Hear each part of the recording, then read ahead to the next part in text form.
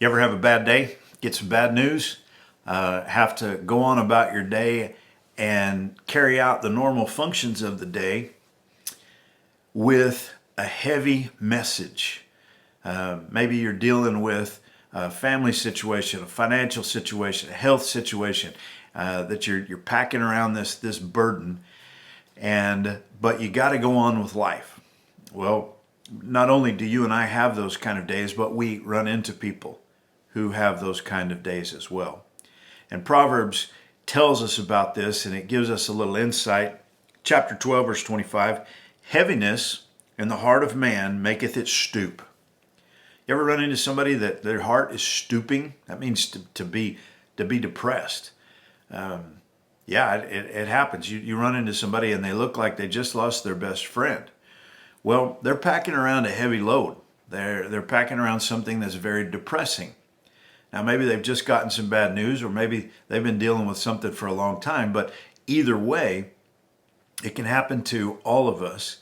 And when we encounter somebody like that, we're faced with a choice, and that is how we're going to use our mouth.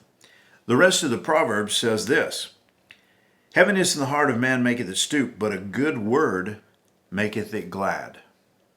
So you can meet somebody who's packing around a heavy load, and you can help to ease that load by speaking a good word to them.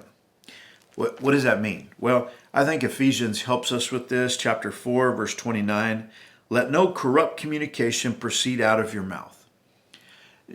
Don't be the kind of person who speaks English and profane. Don't let corrupt communication proceed out of your mouth. Don't be the kind of person that's constantly critical, that's constantly perverse in what they say, that's constantly just negative all the time. Just don't do that. If that's what you're thinking, just keep your mouth closed. He says, let no corrupt communication proceed out of your mouth, but that which is good, remember that good word, a good word maketh it glad. That which is good to the use of edifying. What does that mean? Well, edifying means to build up. So you and I, we have the opportunity as followers of Jesus to take his word and put it into practice. This is one of the most practical, easily implemented, immediately implemented things that you and I could do. And that is to say, Lord, I want you to use my mouth to bring a good word rather than a bad word. I want you to use my mouth to help me to edify others, to build others up.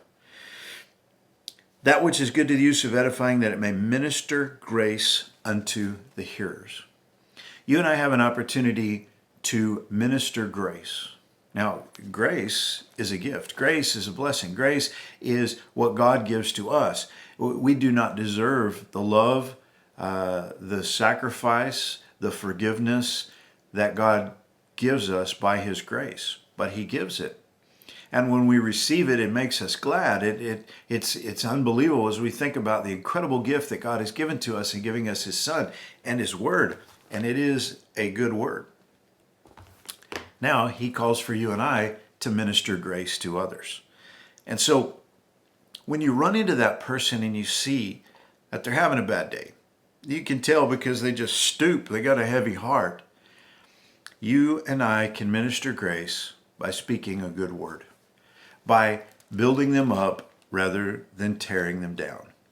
And it is a spiritual ministry, something that you need to get prayed up for as you go to work today, as you go throughout your day, as you're going to interact with your spouse, with your children, with whoever it is that you're going to run into today. Get prayed up and get ready and say, Lord, help me to use my mouth to build others up and minister grace. And don't let any corrupt communication come forth. I don't want to pile on burdens on people today, Lord. I want to speak a good word and help them to be glad. God bless you. Have a great day.